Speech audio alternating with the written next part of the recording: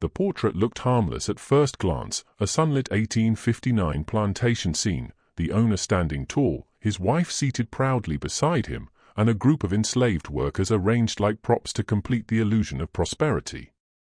It had the same stillness all old paintings had, a quiet dignity that museums carefully preserved under perfect lighting and alarmed glass.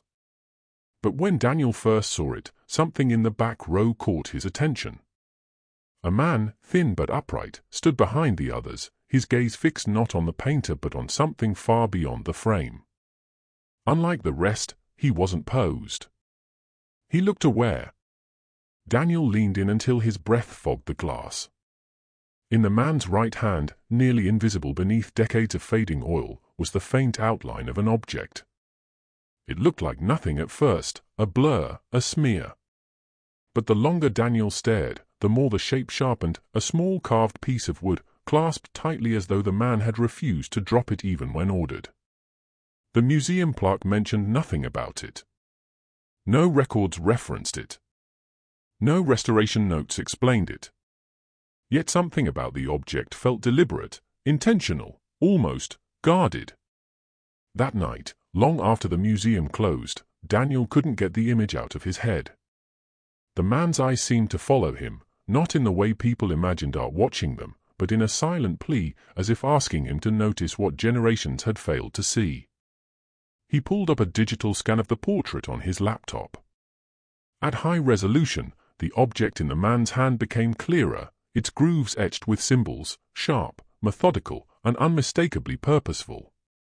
But Daniel paused when he realized something unsettling. The carving was positioned like someone passing something forward, toward the viewer.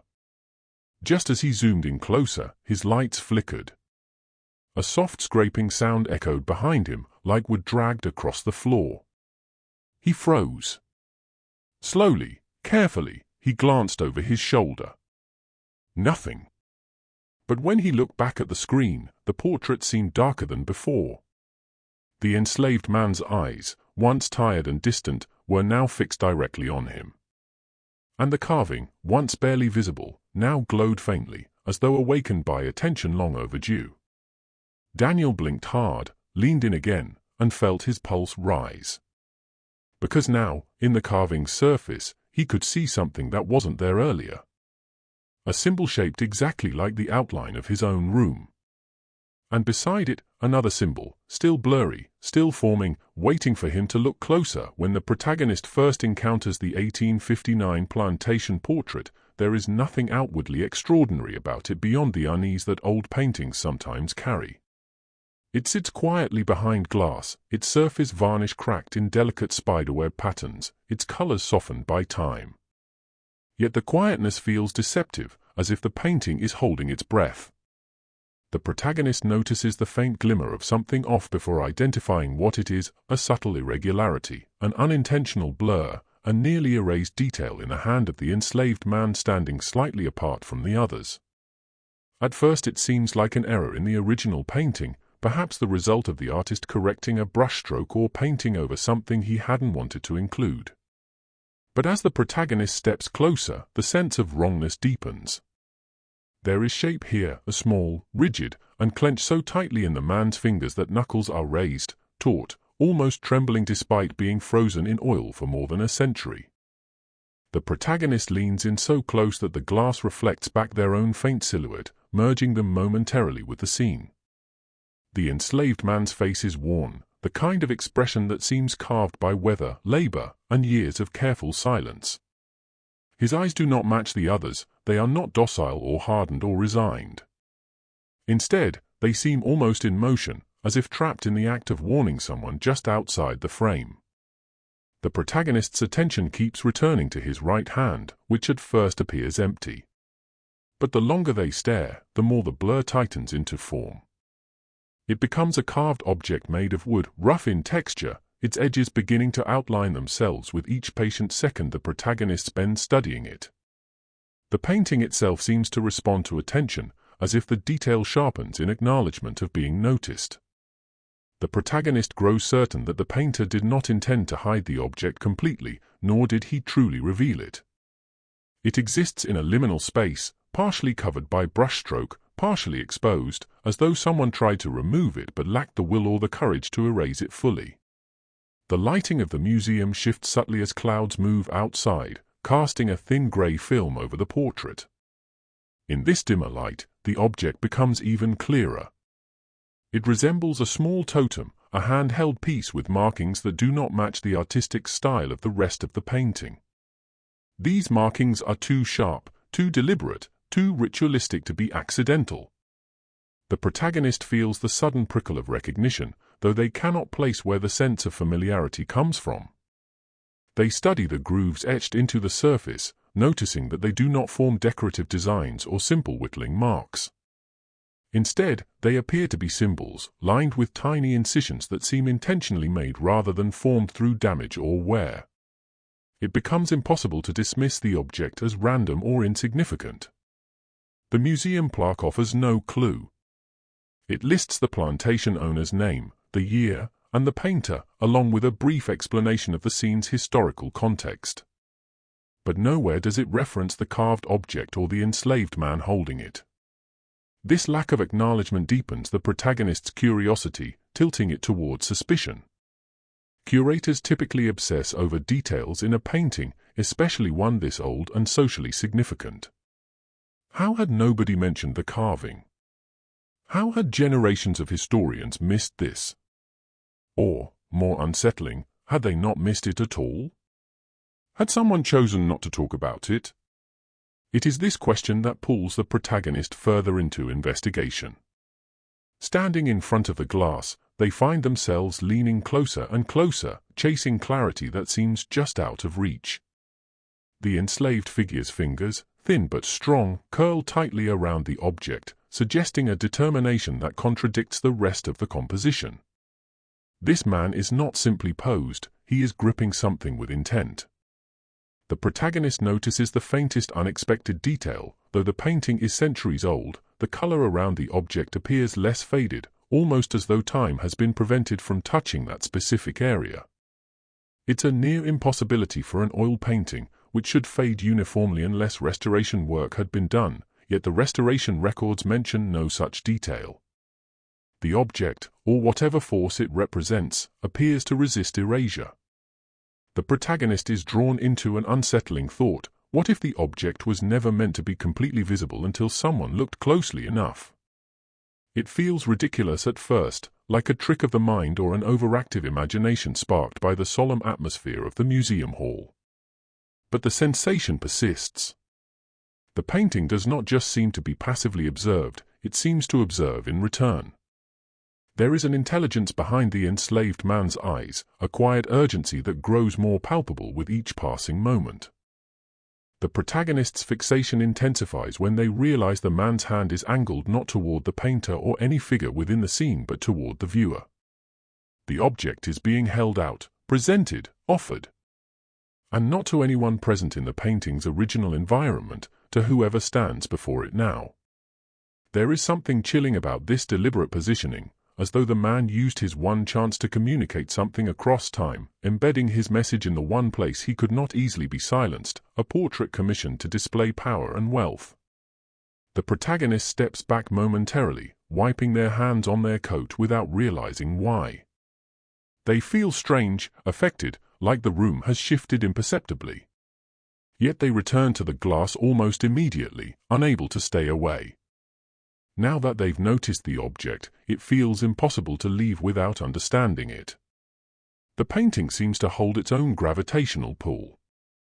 And though they cannot articulate why, the protagonist senses that whatever is hidden in the enslaved man's hand is not an artifact of the past alone but something still active, still resonant, still waiting for someone with the patience, or misfortune, to truly see its strange events begin slowly, so quietly that the protagonist almost convinces themselves nothing unusual is happening. The first disturbances appear the same night they return home from the museum. They sit on the edge of their bed, staring at the high-resolution image of the painting on their laptop, zooming into the enslaved man's clenched hand as though proximity will unlock meaning. As they study the carving, the edges sharpening under digital enhancement, a low murmur rises behind them. It is so faint that at first they assume it is the hum of plumbing or the vibration of a distant truck outside. but the sound is rhythmic, like syllables spoken just beneath hearing, layered whispers that seem to crawl across the air rather than travel through it. When they turn to look, the room is empty, silent, unchanged. Yet the echo of the whisper lingers, not in the air but inside their mind, as though their thoughts are no longer alone. They shake it off at first, blaming exhaustion or the eerie subject matter of the portrait, but the disturbances grow in ways that become impossible to ignore. Whenever they bring up the image of the painting, something in the house responds. Lights dim without flickering, as if deliberately lowering themselves. Shadows elongate subtly, stretching in ways that defy the angles of lamps and windows. The protagonist notices objects shifting places, a book left on the left side of the desk now on the right, a chair angled differently than before, a drawer slightly open despite being certain it had been fully closed. These movements are small, but too precise, too purposeful to be accidents. Nothing is taken or damaged, everything is merely rearranged, as if following a pattern only the house understands. One night, while the protagonist is reviewing the image again, they hear a soft knock behind them. Not on the door, but on the wall. A slow, deliberate tap, spaced evenly, echoing a pattern that feels uncomfortably familiar despite their inability to recall why. They set the laptop down slowly, the hairs on their arms rising. As they step toward the wall, the tapping stops. Silence fills the room, deep and expectant. When they touch the wall, it is warmer than it should be, as if something had been pressed against it from the other side. They step away, disturbed but trying to rationalize what they felt. Old pipes. Heat circulation. Settling wood. Yet the explanations feel hollow because the warmth had pulsed once, faintly, like a heartbeat. As the days pass, it becomes clear that the disturbances happen only when they are thinking about the carving or looking at it. The moment their attention drifts, the house returns to normal. This connection unsettles them more than the events themselves. It feels as though the carving in the painting reacts to attention, stirring something old and restless. The protagonist begins to notice a pattern in the rearranged household items. Books are stacked in strangely specific orders, papers are slid into geometric shapes, and salt grains on the kitchen counter form small arcs, almost like symbols that echo the ones carved into the wooden object in the portrait. They start photographing these changes, hoping to analyze the shapes, but every time they capture a photo and compare it to the carving's markings, the symbols seem to share an unspoken logic. Not identical, but aligned. Like someone inside their house is studying the carving too and trying to recreate it. Sleep becomes difficult as the disturbances escalate. The protagonist dreams of the enslaved man from the portrait, but in the dreams he is no longer frozen in paint. He stands in the corner of dimly lit rooms, always holding the carving, but his face is hidden by shadow. His posture is rigid, tense, as if bracing against something unseen. The protagonist wakes from these dreams with a sharp pressure in their chest, as if someone had been leaning close, whispering directly into their ribs instead of their ears. The air in the room feels heavy, charged, alive with a presence they cannot name. One evening, while poring over the carved symbols, the protagonist hears the soft slide of wood across the floor behind them. They freeze. Slowly turning, they see the dining chair dragged 2 feet from where it had been. No one else is in the house. The windows are shut. The air is still. Yet the chair rests as though someone had just pulled it back to sit. They stand motionless, heart beating so loudly they hear the pulse in their ears, waiting for the next movement. Nothing happens for a full minute. Then the laptop clicks by itself as the image of the painting zooms closer to the carving without their hand touching the trackpad. The carving fills the screen. Every groove, every symbol, illuminated in the pale glow of the monitor. It feels like an invitation or a warning. Or both. The protagonist's belongings continue to rearrange themselves, no longer small or subtle. The shapes formed start resembling pathways, lines connecting points on the floor or marking routes across tables. They begin to suspect that whatever force is manipulating their space is trying to guide them toward something. The whispers grow louder, no longer ambiguous noise but the cadence of language they almost recognize. Almost. The sounds vibrate against their mind rather than their ears, making comprehension slippery and frustrating. They start leaving audio recordings overnight, hoping to capture evidence, but every morning they find the recorder moved several inches, its battery drained, as though something had rested a hand over it for hours.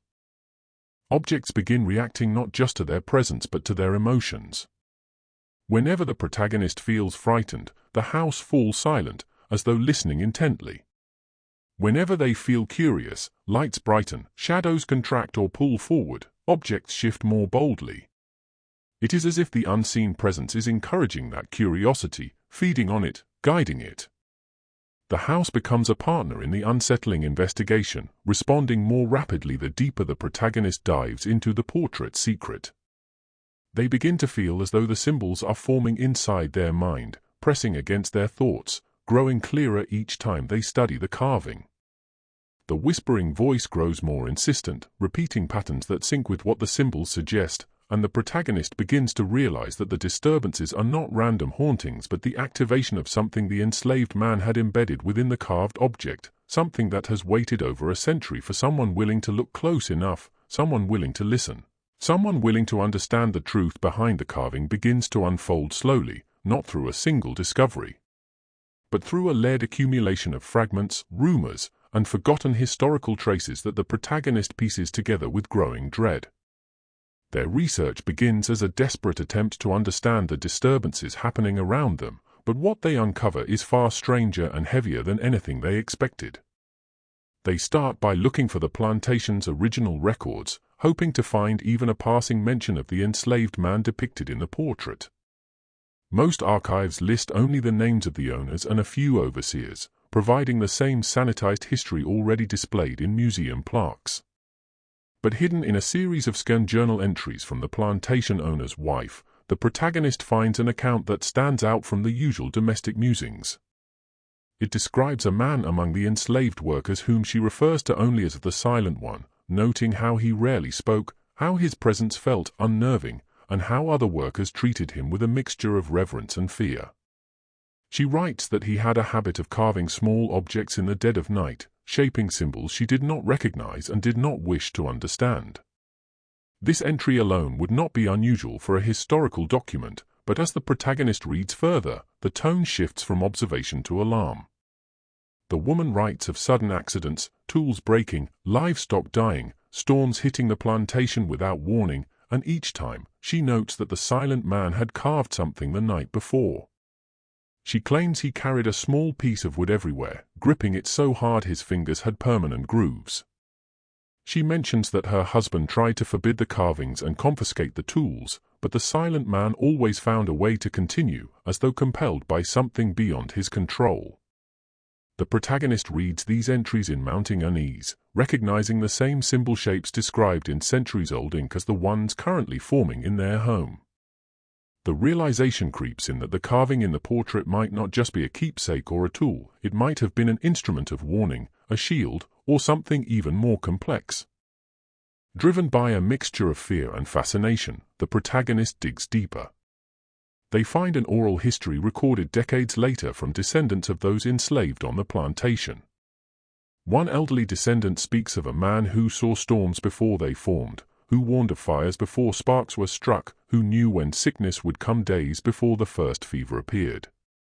The descendant explains that this man was believed to have visions, not the kind shown in dramatic stories but quiet, subtle insights he carved into wood because words alone could not contain them. The carvings were not predictions in the way future tellers describe events, they were warnings shaped in symbols that acted like messages to anyone who could understand their language. According to the descendant, the plantation owner considered the man's visions dangerous and superstitious. He punished anyone found with the carvings and demanded that they be destroyed. Many were burned. Some were buried. And one, it seems, was captured unknowingly in the portrait, clutched in the man's hand with a grip so tight that not even the painter could fully obscure it.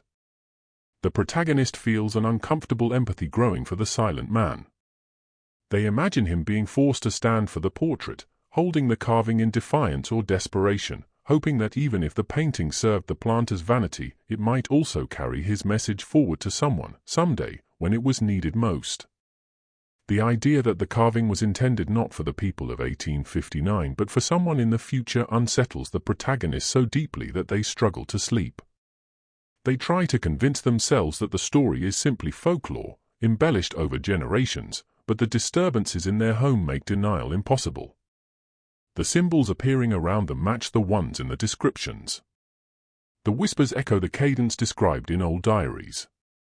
And the shifting objects trace the same patterns carved into the wood.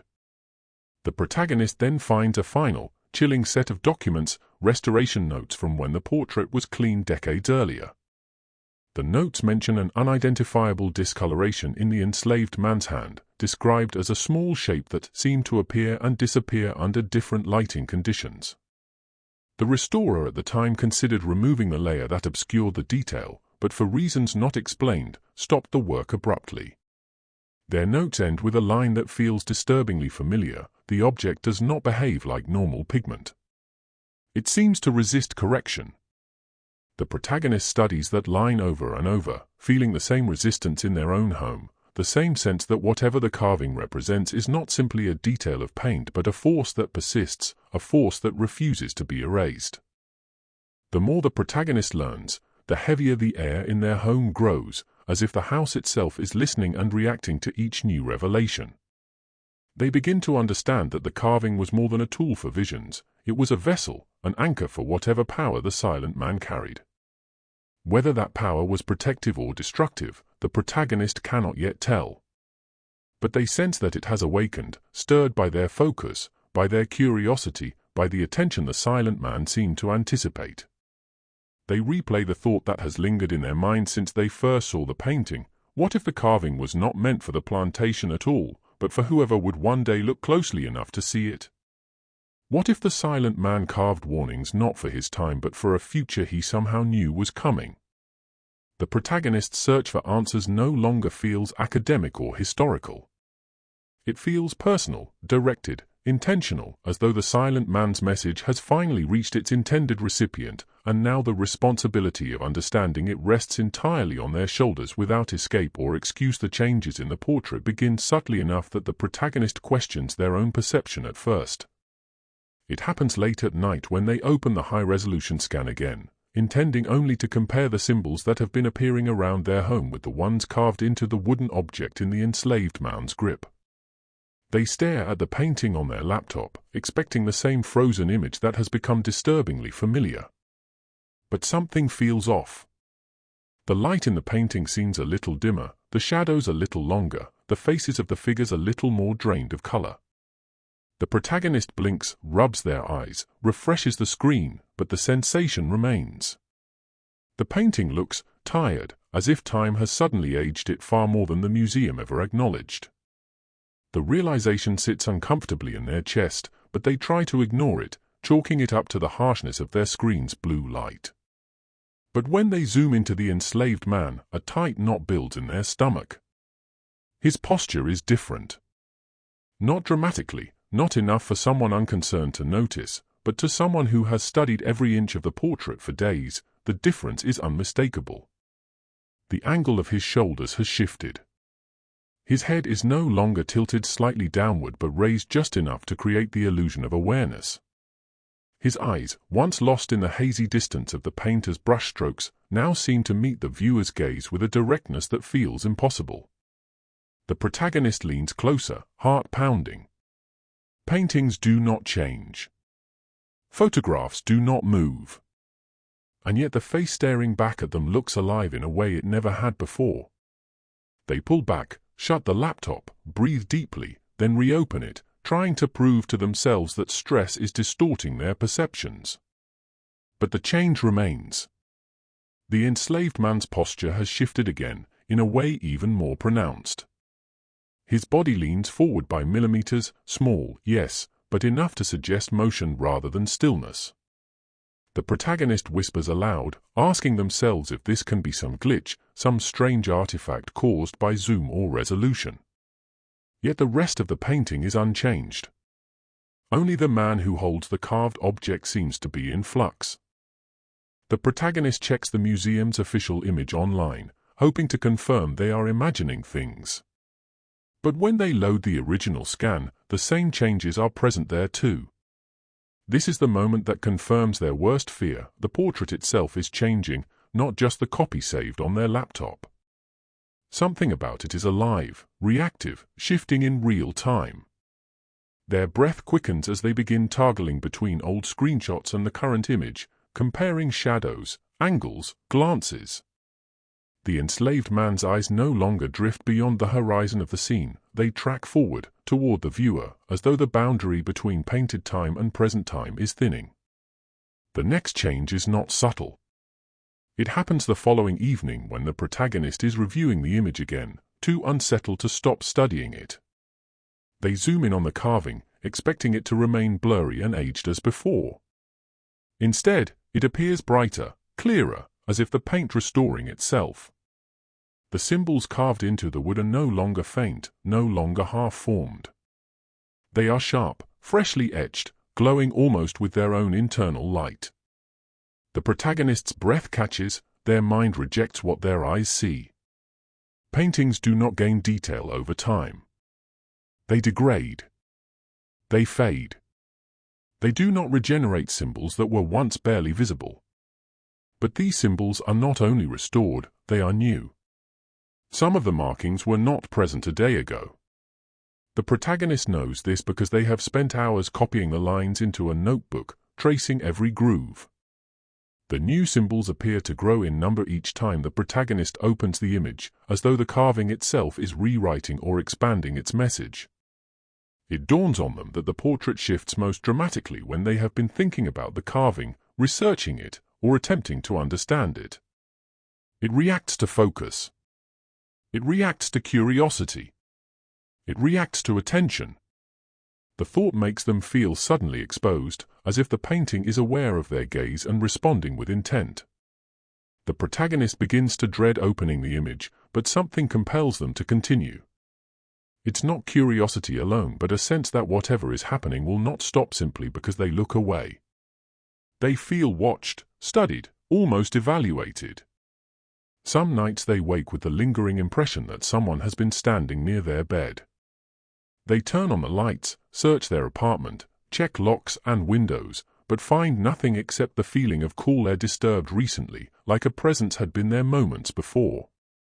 As the portrait continues to change, the enslaved man's expression evolves. The quiet, neutral sorrow once painted into his features now appears sharpened into something closer to fear or warning. His lips seem to part slightly each time the protagonist revisits the painting, as though he is on the verge of speaking. The eyes grow sharper still, their gaze no longer soft but focused, urgent, pleading. The protagonist becomes unable to shake the feeling that he is trying to tell them something, trying to reach through the canvas from his world into theirs. And it isn't only the man's face that shifts. The background begins to alter too. Trees tilt in unnatural angles under a sky that darkens incrementally. Shadows around the plantation owner lengthen like dark stains creeping outward. The protagonist catches glimpses of new shapes between the figures, small, blackened smudges that resolve into silhouettes only when viewed peripherally. When they try to focus directly on them, the shapes dissolve into the painted background. It feels like the painting is trying to show something forbidden, something glimpsed only when not actively sought. The final change that seals the protagonist's dread occurs when they enlarge the image of the enslaved man's hand one night and see that his fingers no longer wrap entirely around the carving. They are unfurling, loosening, as if preparing to pass the object forward. And the carving, once angled downward, is now tilted toward the viewer, toward the protagonist's own screen, as though it is slowly being offered outward with intention. The message is no longer trapped in paint.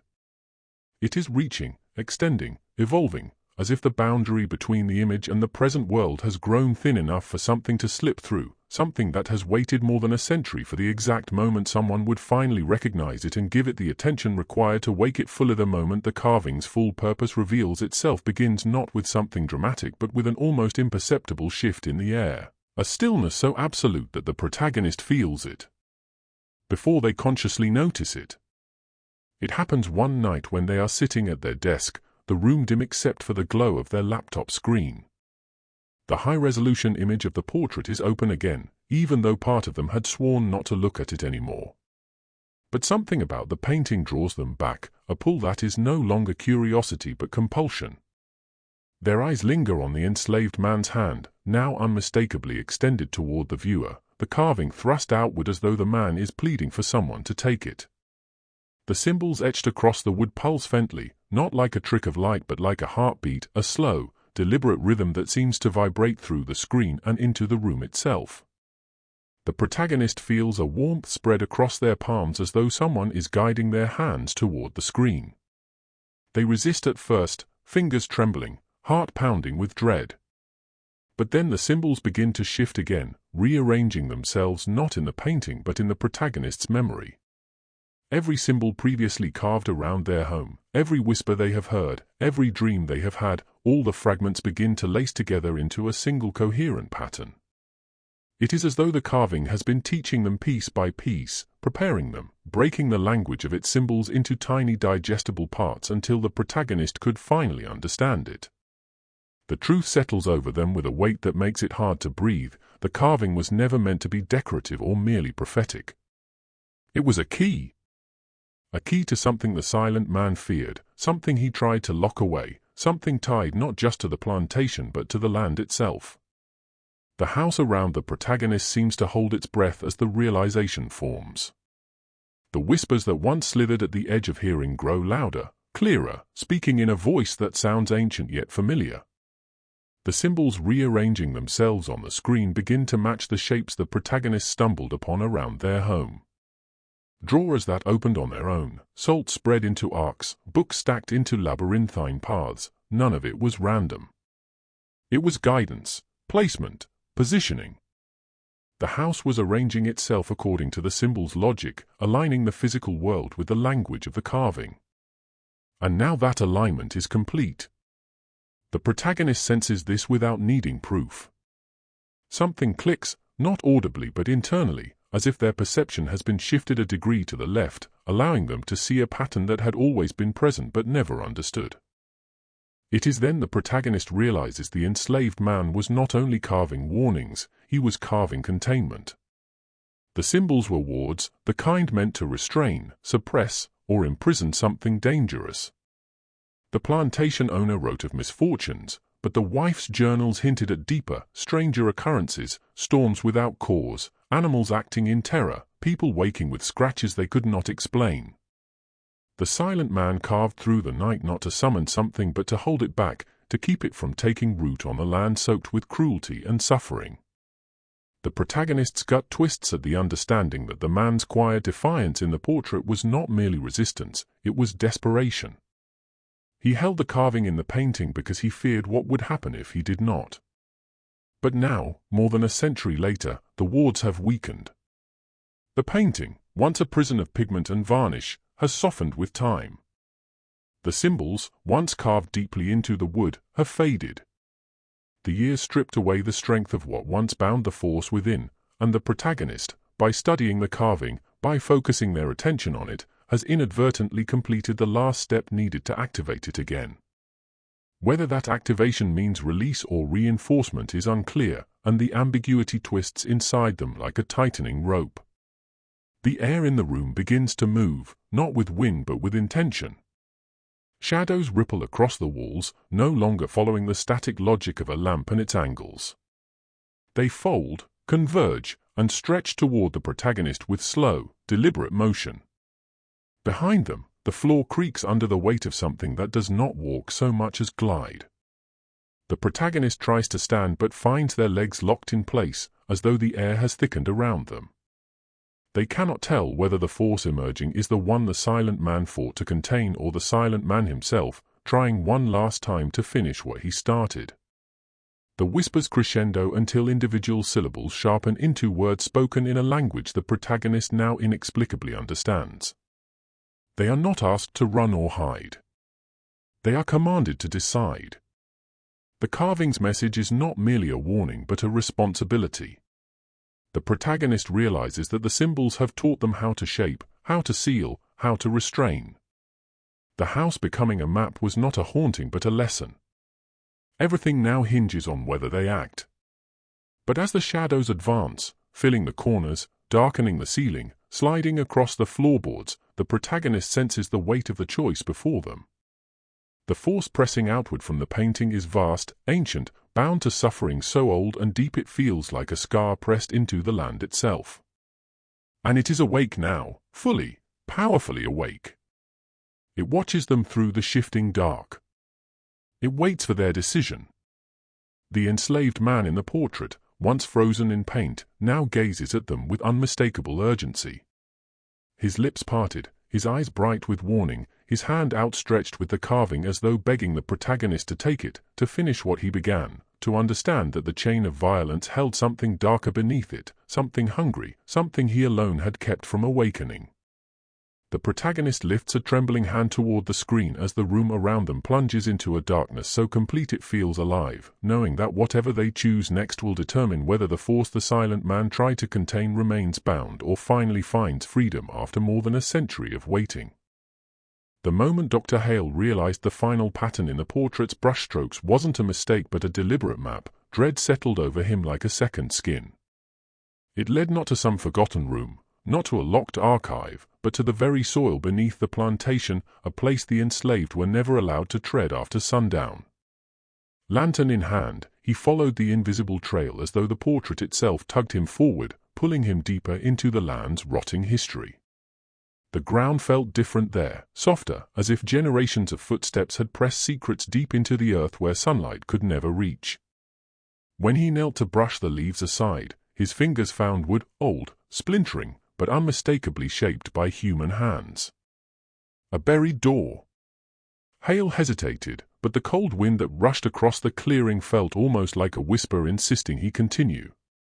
When he pried it open, the smell hit him first, damp earth, rusted metal, and something older, something that had been waiting. The staircase creaked under his weight as he descended, each step lowering him into darkness that seemed too thick to belong to the natural world. At the bottom, his lantern flickered against walls carved with symbols, desperate markings scratched by hands that had never been allowed to leave. And there, at the end of the narrow tunnel, he found the chamber. Chains hung from the walls, untouched for decades but still glinting like they had been polished by the memory of suffering. In the center of the room sat a wooden chair, and on it, impossibly intact, lay the same silver object the enslaved man held in the portrait. Except now Hale could see it clearly. Not a tool. Not a keepsake. A key. The lantern dimmed as the air grew colder, and from behind him came the unmistakable sound of a chain tightening. He turned slowly, breath hitching, and saw them. Not fully flesh, not fully shadow, figures with hollow eyes and wounded silhouettes, watching him with a grief so deep it bent the air around them.